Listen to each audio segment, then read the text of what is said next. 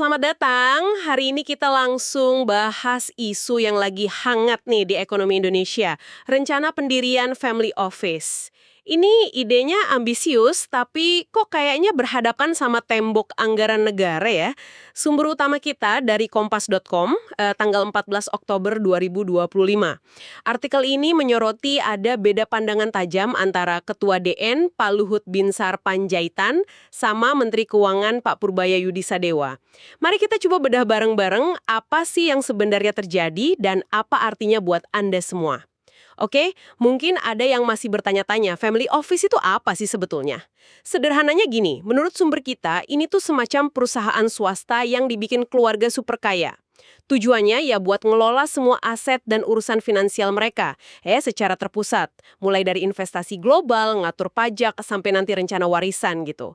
Kayak punya direksi keuangan pribadi lah buat satu keluarga besar yang kaya raya. Biasanya mereka cari tempat yang aman, regulasinya enak, rahasia terjamin, mungkin juga gaya hidupnya menarik. Nah, ide ini kan datangnya dari DEN yang diketuai Pak Luhut. Rencananya juga nggak main-main loh. Mau bangun fasilitasnya di Bali, targetnya operasi tahun ini 2025, visinya gede banget. Narik dana triliunan rupiah dari keluarga-keluarga tajir dunia biar dikelola dari Indonesia.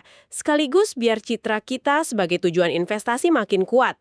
Di artikel Kompas malah disebut, udah ada konsultasi sama nama besar kayak Ray Dalio segala. Ini kan nunjukin keseriusan dan ambisinya kelas dunia banget ya. Tentu. Menggait nama sekelas Ray Dalio itu ya bukan sekedar gimmick lah ya. Itu menunjukkan level targetnya memang pemain kakap global. Yang menarik juga soal waktunya kan, sempat diusulkan mulai Februari 2025. Tapi sampai berita ini turun Oktober kemarin, ternyata masih nunggu lampu hijau dari Presiden Prabowo.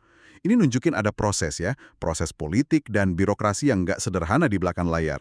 Jadi bukan cuma soal bangun gedung, tapi lebih ke bangun ekosistem kepercayaan buat modal global itu masuk. Betul, dan disinilah kita masuk ke inti perdebatannya yang diangkat kompas.com itu. Menteri Keuangan Pak Purbaya Yudisadewa diberitakan sih setuju-setuju aja sama ide family office secara konsep. Tapi begitu ngomongin pendanaan, nah sikapnya tegas banget, nggak ada speser pun dari APBN. Kutipannya jelas banget, kalau DN bisa bangun sendiri, ya bangun aja sendiri.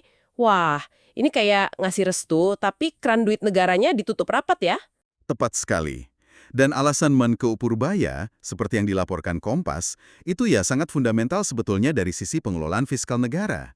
APBN, kata beliau, itu harus fokus ke program yang dampaknya langsung dirasakan, ekonomi real dan masyarakat luas. Ya contohnya infrastruktur, bansos, pendidikan, kesehatan gitu kan. Nah, dalam kacamata Kemenku, family office ini kan melayani segelintir keluarga super kaya aja. Meskipun potensinya ada buat narik investasi, tapi dianggap bukan prioritas utama penggunaan dana pajak rakyat saat ini. Fokusnya, kata Menku, anggaran yang tepat waktu, tepat sasaran, dan gak ada yang bocor. Jelas sekali arahnya. Tapi ada yang bikin penasaran juga nih. Pak Menku kan dikutip juga mengakui belum begitu paham detail konsep yang diusung DEN. Padahal kan isunya udah digaungkan terus sama Ketua DEN ya. Ini gimana kita bacanya ya? Apa sekedar miskomunikasi antar lembaga atau memang ada perbedaan prioritas yang lebih dalam lagi? Bisa jadi kombinasi keduanya sih.